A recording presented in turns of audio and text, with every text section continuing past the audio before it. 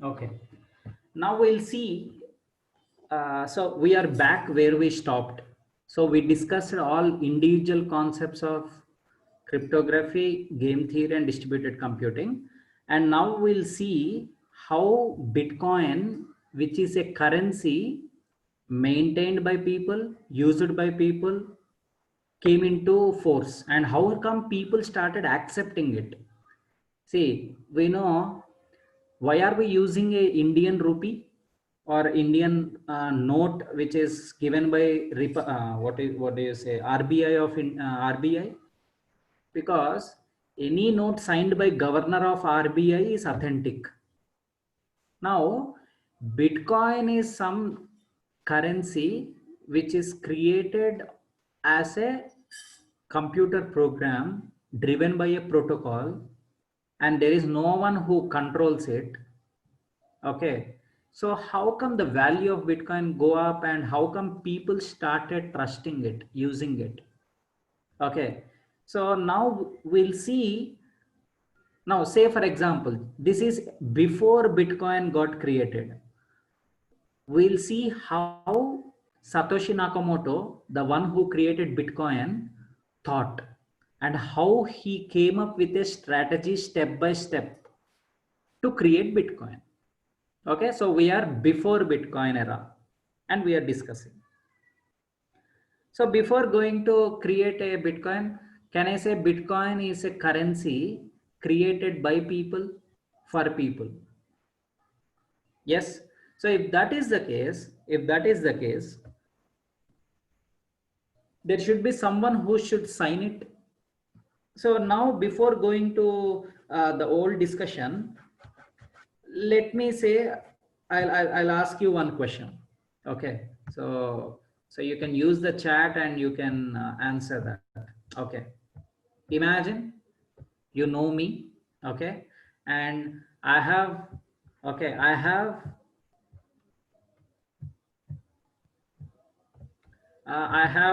put up some number like 100 or 1000 on a white paper, and I have signed it.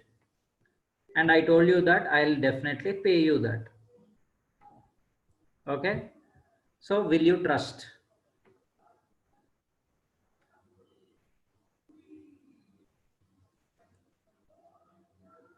Okay, good. So that is the trust you have on me, right? Why? Because you don't know me. Hardly you know me till the only regarding the blockchain, but regarding a financial transaction, of course, I won't, right? But with stamp paper, we'll trust. Yeah, promissory note. If I just put some promissory note and sign, and I'll say, hey, I'll give you, I will. Okay. So that's a good point, Kalyan. So why are you able to give that? Why are you able to trust the stamp paper? Because any sign on stamp paper is again legally bound by Indian government. So say for example, the law of court can help you to revive or retrieve the money which I gave. Yeah, yes, legal action can be taken or could be taken. So that means you are trusting the court, you are trusting the RBI, but you are not trusting the person. So what exactly is a money? So any currency note you take, the note itself doesn't have any value, to be truthful. Inherently, that doesn't have any value, right? It's just a piece of paper. But how come everyone is using that piece of paper for transfer of value? Because they are trusting the one who is issuing it. They are trusting the court, which helps to get the value if someone denies it. Okay, so say for example, you went with a note, and there is someone, a vendor, who is who is selling some apple, imagine. Now he can't say, hey, these notes are not legal or not applicable, I won't, because that is accepted. Now imagine you went to US and there is a vendor there, and he's selling a apple for say $0.5. Okay, and you calculated and you gave 35 rupees, like 3 10 rupee notes and 5 rupee coin. Is that accepted?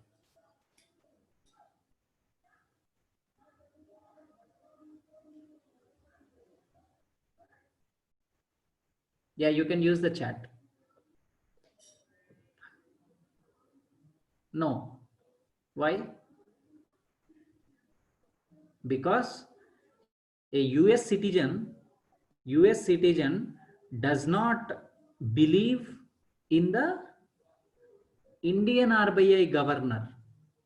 Okay, so he doesn't trust our currency because it is not legally bound in that territory. So currency is territorial in nature, because every country has a central bank, and it is that central bank which is issuing the currency to its citizens to use it as a instrument for transfer of value. So that is why anyone who is having a note which is signed by the governed person or a authority of central bank, that notes are being used for transactions everywhere. Now, this is when Satoshi Nakamoto, some group or some unknown person, thought, why can't we create a global currency? Okay, why can't we create a global currency which is used by everyone irrespective of territories? Then he got one thought. Okay, see, there is no global organization, okay, which can take the lead and control or issue a note which is common for all governments, because every government will have its own control on the currency, and no government wants to lose control on their currency, because that is how they earn, right? Taxes. That is how governments run. So they want to keep control on the money or currency. So then he thought, oh, okay, I think we can't create a money currency which is a instrument of transfer of value by bringing collaboration of issuers. It is not possible. So centralized system is not possible to create a new currency which is global. And that is when he thought, why can't we create a central server and then put issue currency? Okay. Then that is what gave rise to MyCoin. But of course, it has its own limitations. So we'll go step by step. And at the last, we'll understand why he has chosen decentralized system, why he has chosen game theory and all. Okay. So I'll go step by step. So the first point is, a person is trying to attempt to create a currency.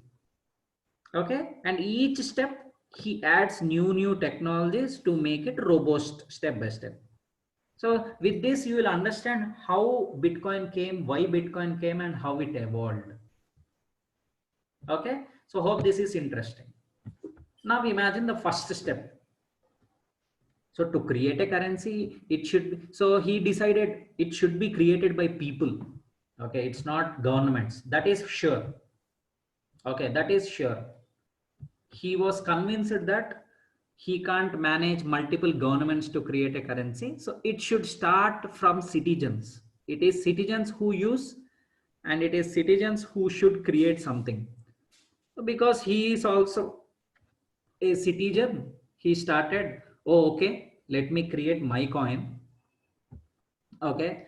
And so then he thought, okay, I should use cryptography, I should use collision resistant hashing, and I should use digital signatures.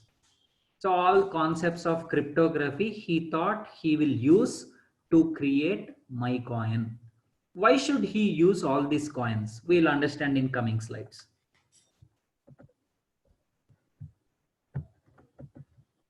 Okay.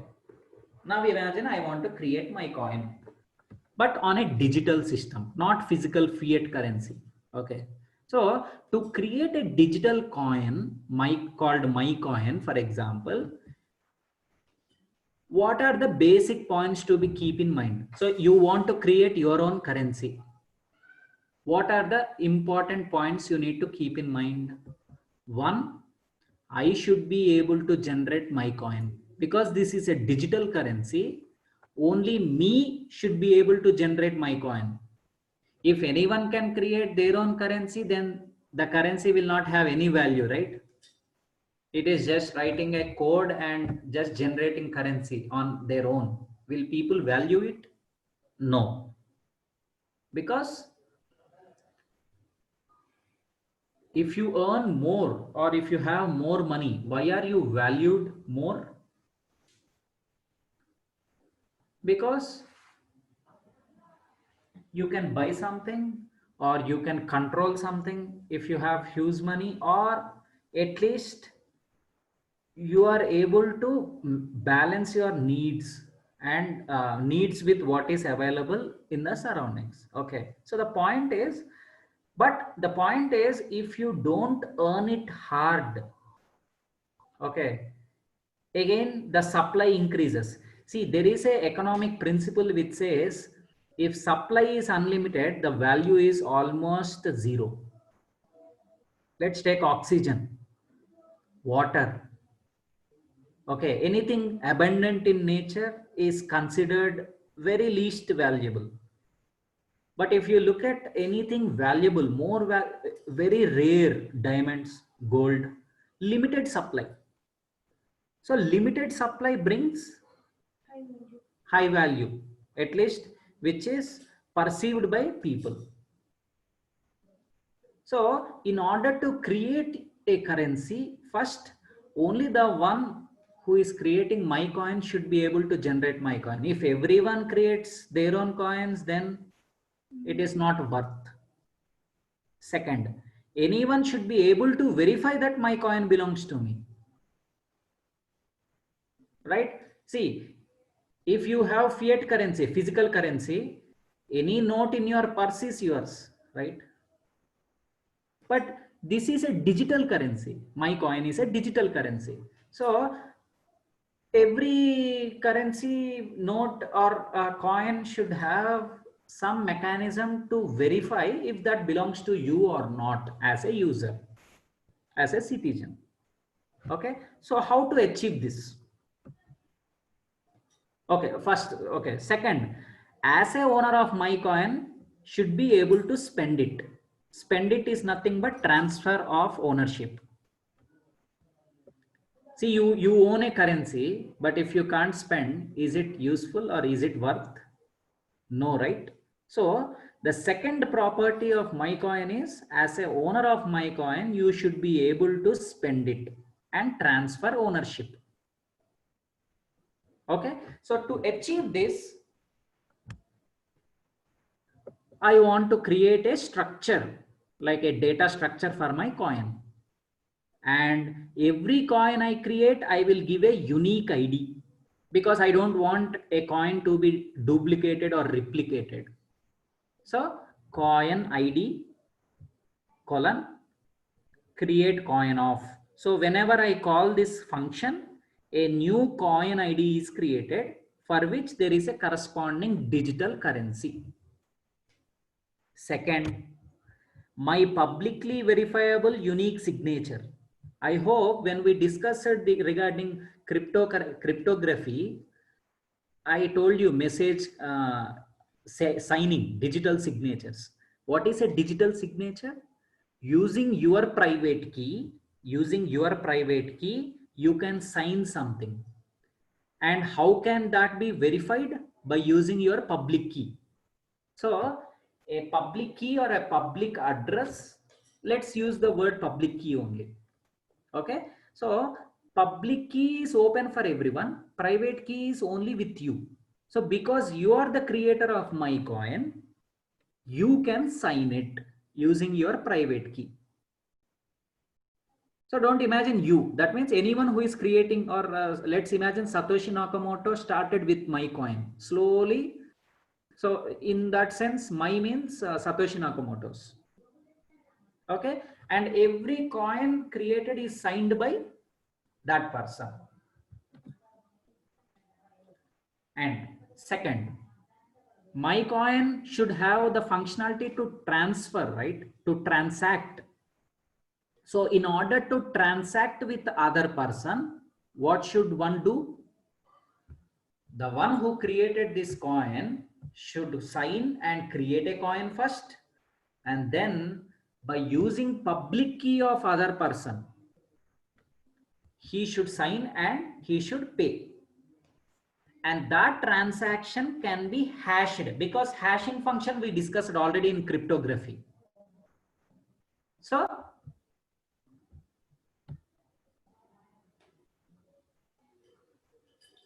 no, digital signature is different. Encryption and decryption is for generating public key and private key.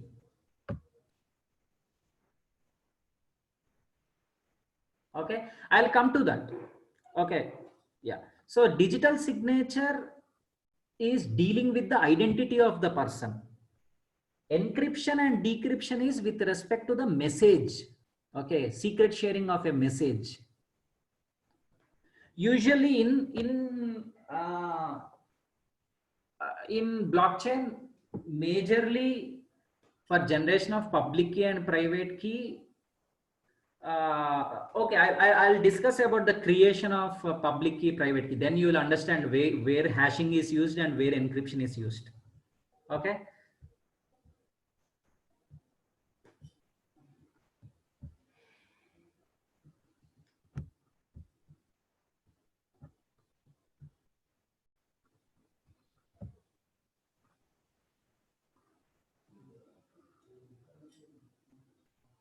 Message is encrypted with the private key of the sender. No, message is signed. Message is signed with private key of sender. That is what digital signature is. Okay. Okay, next.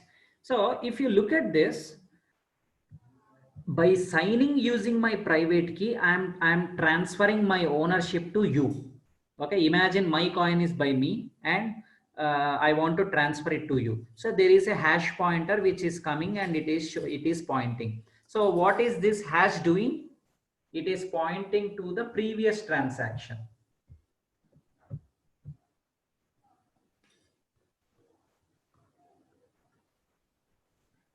Yes, digital signature is only for authentication, that to verify that the coin is created by me and the coin is owned by me or not. That's it. No encryption concept here. Okay. Yeah. So once recap in 2 minutes. Okay. So here we are trying to understand how to create a currency. Okay. How to create a currency without involvement of governments. That is how Bitcoin is created, right? So because Bitcoin is created that way, we are trying to understand, take a example, some random example, and then trying to create a currency on blockchain. Okay.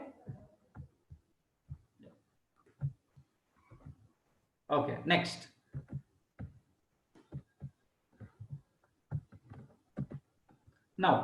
Now imagine there are, see, I signed coin 1, I paid to you, signed another coin, I paid to other person, and so on.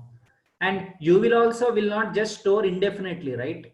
You will transfer that to someone else, and the other person whom I gave will transfer it to other person, and so on. So as soon as I create more coins into the digital currency, my coin, and as I transfer the coins to different people, they will be transacting with different people, and so on. The transactions goes on.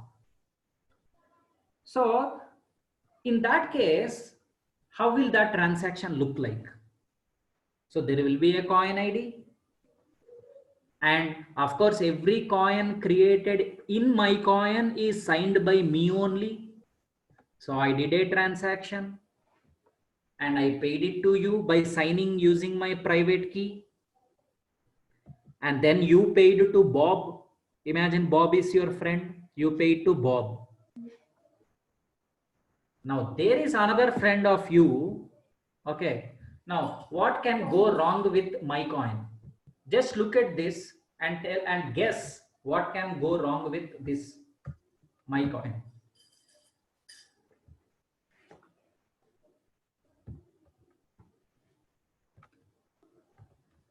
Yeah, I mean, it's okay. We have just started few slides only. So don't worry, you will be able to connect the dots. So what can go wrong with my coin?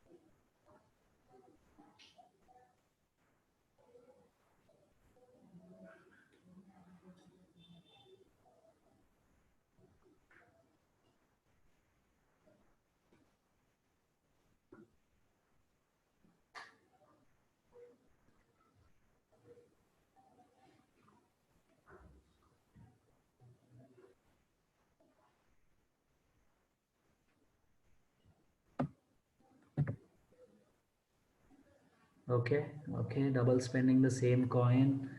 Bob, no need to use private key. Why so? Bob also will have his own private key. If he wants to spend, Bob should sign with his private key. Having the same key. No.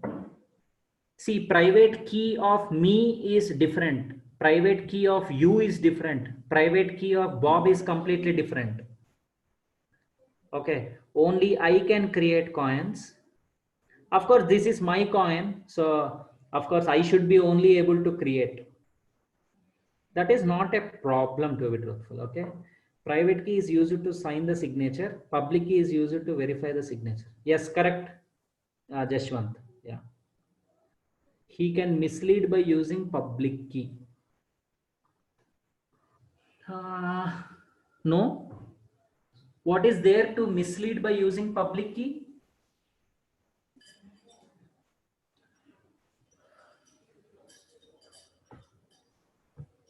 Okay. Okay. I'll answer that. So there is someone who guessed the answer right. That is double spending.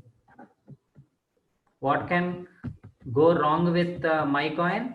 Now let's consider the following transaction. I created a coin. I signed it by using my private key and I paid to you. And the payment, so that particular transaction is pointing to my coin ID, initial transaction. Then you pay to Elise by using his private key. By using his public key, you will send. Okay, but you need to sign using your private key. So see, don't get confused between private key and public key. Private key is nothing like your password. So if you want to send a mail to someone, what will you do? You will log in using your public key and private key. That is nothing but username and password. And if you are sending a mail, to whom, by what will you send? By using other person's public key, nothing but use email ID. And how can they see the mail? By logging using their password, nothing but private key. So if you want to send if you want to transfer the ownership of a coin, you should sign with your private key by using the receiver's public key. Okay, now I did. So you paid to Alice, and that is pointing to this previous transaction. And what you did is, because this is a digital currency and there is no way to verify the transactions happened beforehand, you can send the same coin by signing to Bob also. And even till now, I didn't say that I will publish the transaction history, right? Did I say I will publish the transaction history? So everyone should come to me and say and ask if this coin is previously given to someone else or not. See, the problem of double spending is there with digital currency only. With fiat currency, it is not possible. When you spend a physical note, you gave it already. Now you can't use that again because you gave it already. That is not there with you. But in terms of digital currency, what happens? If you can just go and do a signature and say, hey, I transfer this coin to someone else. If I don't have the transaction history, I don't know if these digital coins were spent already by him or not. So this is called as double spending problem. Okay, now a tough one, because this is what actually the digital currencies. See, before Bitcoin was created in 2008. Before Bitcoin, from 1960s itself, people started discussing about creating a digital currency, creating a digital coin and lot. And in 1980s and 90s, some people created it, but governments caught them. Governments went there and they caught them and they made the server go down. And that is where I think you will be able to connect logically why Satoshi Nakamoto used distributed computing rather than using centralized server, because governments can catch. And even today, the creator of Bitcoin is not known. Satoshi Nakamoto is not known. It's a code name. Okay, anyways, that we'll discuss. So, but try to understand. Now, how to solve double spending problem? Okay.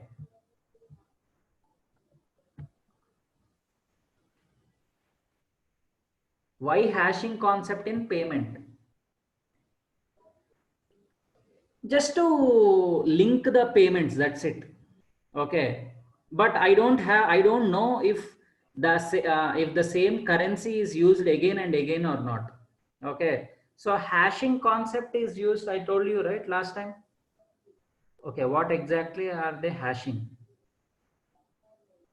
They are hashing the transaction to make sure that the coins, IDs, or the amounts will not be manipulated. That is the only intent. Say, for example, I created my coin and I paid and I transferred to other person. Okay. Now, when I transfer to that other person, if I go and change something, like I paid 1,000, now I want to change it to 100.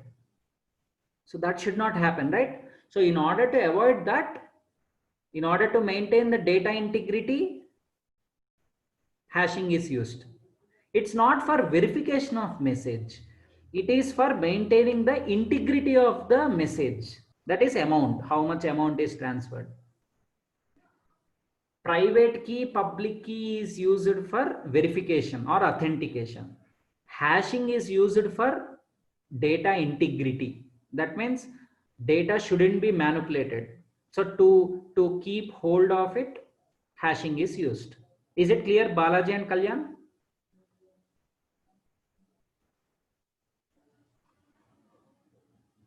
Okay. Good. Now, how to resolve this double spending? Then use distributed computing. Okay. And now I will introduce you Trust Me coin, and then I will go to simulated trust coin. Okay. So slowly I will introduce distributed computing along with cryptography. See, till now, till my coin, okay, till my coin, I used only cryptography concepts. What are they? Public key, private key. Second, digital signatures. Third, hashing. That's it. I didn't use any distributed computing or game theory, right? So only applying cryptography to create my coin has one big challenge, that is double spending. Now we are trying to solve it. And in order to solve it, first I want to add distributed computing, and then we will think of game theory in next step. Okay. So there is a problem with my coin. So I want to create a new coin called Trust Me coin. And what will I do? I will publish the transaction history. Okay. What is the transaction history? So say for example, there is a hash value which is pointing to a previous transaction. Okay. I will calculate hash for a given particular transaction and I will sign it. Okay. Now, previous transaction, transaction ID. Okay. So now along with coin ID, I will also create a transaction ID. Why? Because every transaction ID should be unique, and a given transaction ID, okay, can help us to identify if any previous transaction happened on the coin ID by same user. So say for example, in the previous case of my coin, if you are trying to double spend with Alice and Bob, before spending to Bob, I will check if there is a transaction from you where you have already spent that coin. So that is what I am trying to create. What is that I am trying to create? I am creating a transaction ID and publishing it. Okay. 1 second. So what is it? Simply explain double spend. Double spending is nothing but you are trying to spend same coins again and again. That's it. And it should be avoided, right? If you have 10 rupees, if you can spend that 10 rupees for 2 times, is that okay?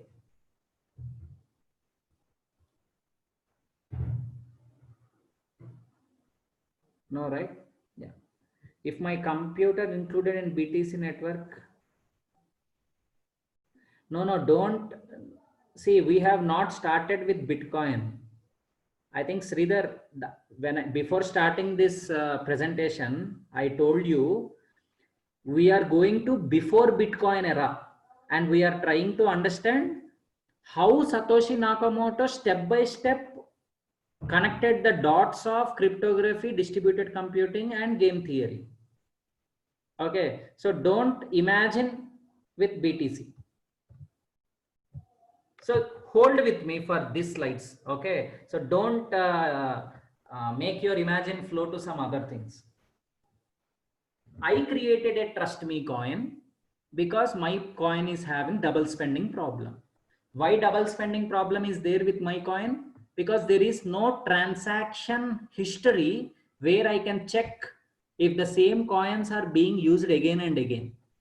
But now with Trust Me coin, I will calculate hash, I will sign it, and I will publish the transaction history. So that means every transaction will have previous transaction, again previous transaction, again previous transaction, and so on. So I can quickly check if same coins are double spent or not. So then now let's look at the 2 types of transactions on Trust Me coin. First transaction type is create coin. So in my coin also there is first step, right? Create coin, write coin ID of, okay, coin ID of create coin, and private signed by my private key. But in TrustMe coin, I'm creating a transaction. Okay, so creation of coin is also a transaction, and that particular transaction has a transaction ID, and transaction ID of 53. I'm just taking some random number. Okay, and in transaction ID 53, I created new coins, and I created 3 coins, 4.7 value, 3.7, 2.3. But one benefit of digital currency is you can create with whatever value you want, right? 0.7 or whatever denomination you want. Now this particular line item is 53 of 0. This 53 is nothing but transaction ID. Of 0 means first line, 53 of 1 the second line, 53 of 2 the third line. So every coin created is a part of a transaction, and every coin has a line item. So each line item is each creation of new coin. So this is how TrustMe coins get generated. So every created coin is valid because I have the rule that all coins generated by me are valid. So for doing this transaction, I will sign with my private key. Then only this transaction will happen, and this transaction will be published. That means all other users who are using TrustMe coin can see these transactions. Now the second type of transaction is, I want to transfer my ownership of coins which I created to you so that you can use it for your purpose. And why I want to transfer to you? You're selling me something and I want to transfer. So pay coin. So pay coin is a second function. So for transaction ID 67, which is like, imagine at 53 transaction ID, I created coins. After that, some other people whom I already transferred some coins, they did some transactions. So those transaction IDs are occupied. Now at the 67th transaction ID, I called the function pay coin. And to whom I have sent some recipient, some random recipient, whoever it is. And what are the input coin IDs I want to spend? 53 of 0, 53 of 1, and 53 of 2. See, say for example, you want to spend some money in your day-to-day life, general life. What will you do? From your ATM, you get some notes and you will put it in your pocket. And if you want to use them, you will remove the note. I mean, you will first get the purse, open it up, and you will pick some notes, right, to spend. Similarly, here also, if I want to pay a coin, I need to choose which coins to be spent. And I have taken those coin IDs of 53 of 0, 53 of 1, and 53 of 2 because they are the new coins which I created and I want to spend them. Okay. Now coin ID of 0 is, coin ID for this particular coin is 67 of 0 now. See, the coin ID got changed. Okay, so in TrustMe coin, the coin ID gets updated for every transfer of ownership so that I can check how a coin moved from one owner to other owner and so on. In our day-to-day banking, how things work, we won't track the serial numbers. There will be an account, debit, credit, debit, credit. We'll be only looking at the balances. But in digital currency, the other way happens. We will track each coin and how the ownership of coin is going from one user to other user to other user. So there is no concept of accounts in digital currency. Each coin is tracked, that's it. There is a concept of account, of course, the wallet, right? The recipient and all. What I am saying is there is no concept of calculating the balance and crediting, debiting and all. Okay, that just transaction. A new coin's ownership will be with you, your address, that's it. You can spend it by calling the input coin in the next transaction. So now this 67th transaction should be validated, right? In my coin, there is no validation. That is why double spending is possible. But in Trust Me coin, I will be validating all the transactions and I will calculate the hash and I will publish it. Everything is by me. So the transaction is valid if consumed coins are valid, not already consumed. See, first thing, consumed coins are valid. So 53 of 0, 53 of 1 and 53 of 2, are they valid or not?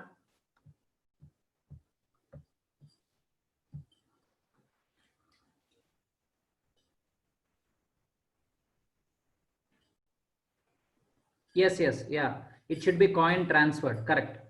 Correct. Yeah. Who is the recipient? Some random address. Okay. You need not worry about whom I am spending. Okay. What if same coin to him only after revolving around and he needs to spend it again? Oh, okay. See, if, okay, imagine I created 53 of 0, my coin.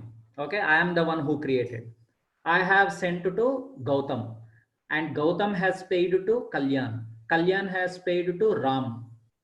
And by chance, Ram has paid to me.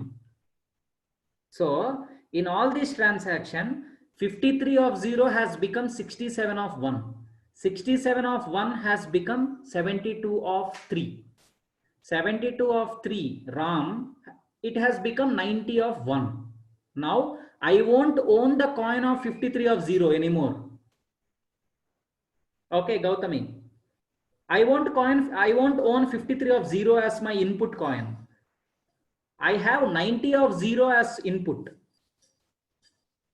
So all you need to understand is coin ID is nothing but transaction of the line item. Okay, so don't get confused with respect to same thing getting repeated. See here, the transfer of ownership, who is owning the coin at that point of time is verified. Okay, yeah, coin ID is changed, yes, but not the value. Correct. Correct. So does the one who create a new cryptocurrency gets free money? Again, Balaji, you are jumping to Bitcoin. I'm just talking about currency, a new currency which is being created. Okay, and I'm trying to create a currency. It's not cryptocurrency yet. I'll come to that. Okay, don't rush.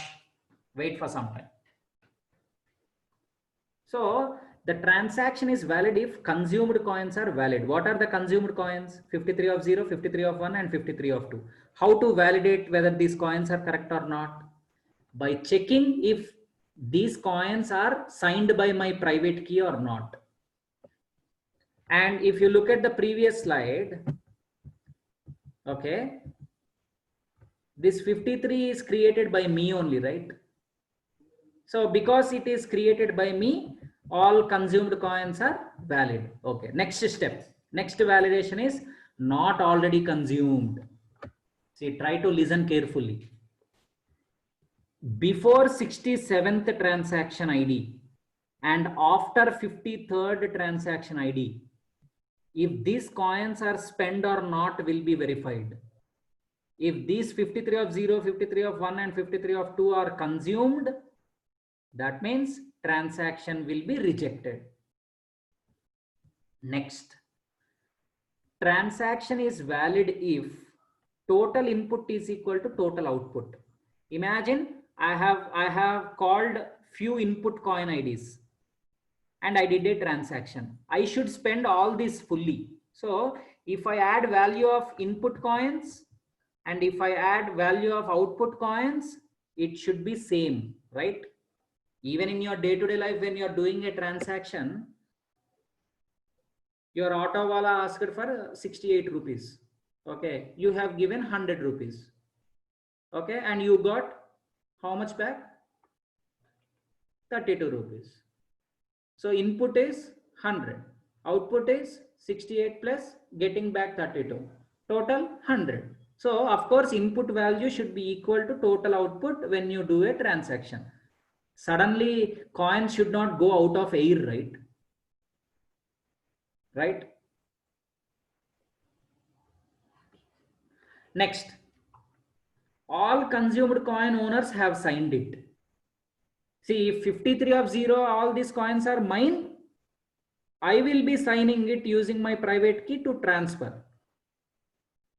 If they are owned by different participants, they will be signing it. So while the transaction is being validated by me, I will check all these conditions, and if all these conditions are met, then I will calculate the hash value of it and I will publish it. What can go wrong with Trust Me coin? So in Trust Me coin, double spending problem is solved because there is a transaction history and transaction IDs. There is a validation if these coins are spent already or not. Okay, but what is the challenge with Trust Me coin?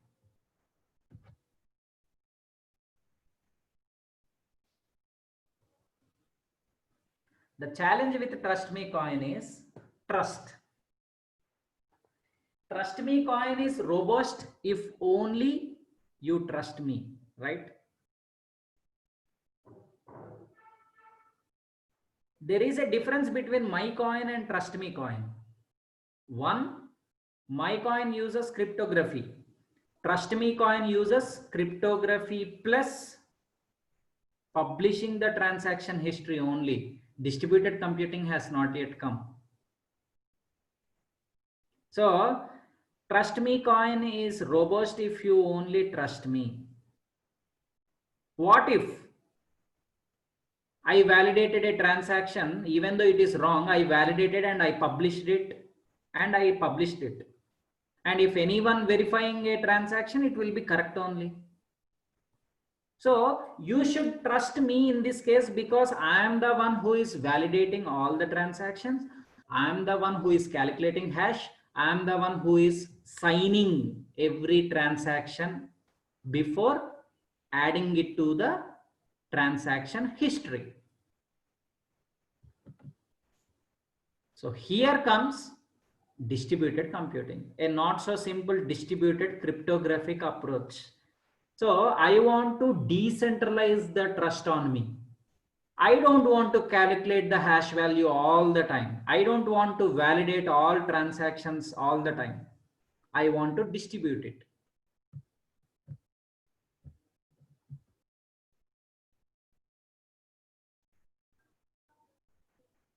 Okay. Balaji, again you are confusing. I'm talking about Bitcoin era, pre-Bitcoin era. Okay, the protocol has not yet come. We have just used cryptography only. And now we started using distributed computing and cryptography together. Okay. Yeah. So the problem of Trust Me coin is you should trust me only then. So if I try to manipulate, then all things can go wrong. If I accept a false transaction also as correct transaction, even though double spending is solved, if I validate a false transaction, that will be published, right? That will be correct only. That will be allowed. So you need to trust me in this Trust Me coin case. Okay. Okay. Next question is, as per this concept, we can create money. Okay. No, don't try to do that. Okay, no one knows because a protocol. Okay, robust means robust is nothing but secured, strong. Will transaction ID be created by us? No, transaction ID will be created by me because it is trust me coin. I am the one who is actually created this coin. I am the one who is maintaining this coin. The best example of trust me coin is RBI, right? RBI is issuing all the notes and they are signing it. So you are trusting RBI, but we don't know how many notes are getting printed, how many notes are getting duplicated, how many banks are giving bad loans to big people. We don't know. Nothing is known. You are just trusting RBI that it is regulating properly. It is not creating duplicates. You are trusting. And you are trusting banks. All banks, whatever transaction you do, all transaction IDs created, all your account statements, you are trusting bank that everything is maintained neatly. Because if bank does something wrong, the people will be caught by court. So you are trusting. So trust me coin or trust me coin is nothing but the coin, the currency which you are using today. And who is the owner of the coin? RBI. RBI can just see like what Modi did with demonetization. Suddenly RBI just said all the 500 notes and 1000 notes are not valid. Then its validity gone. So who is owner of the coin in RBI case? RBI. Who is the owner of Trust Me coin? Myself. Okay. So Gautami, did you understand the problem of Trust Me coin? Okay, good. So Abhishek, did you understand what is this robust? Robust is nothing but strong. So compared to my coin, Trust Me coin is good. As long as I am good, Trust Me coin is good.